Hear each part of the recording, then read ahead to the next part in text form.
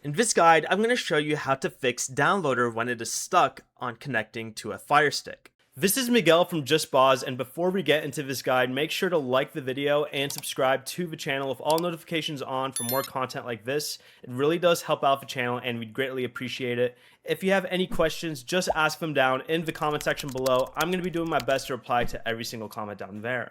First, you're going to want to open settings by going all the way to the left here and selecting settings, then select network, and make sure your Wi-Fi network shows as connected.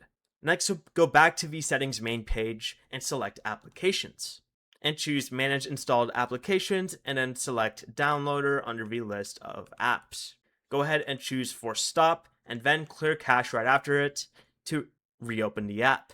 If it is still stuck, go to this same menu and select clear data instead and confirm. Then you can restart your Firestick after doing that by going back to the main page, selecting My Firestick, and selecting Restart.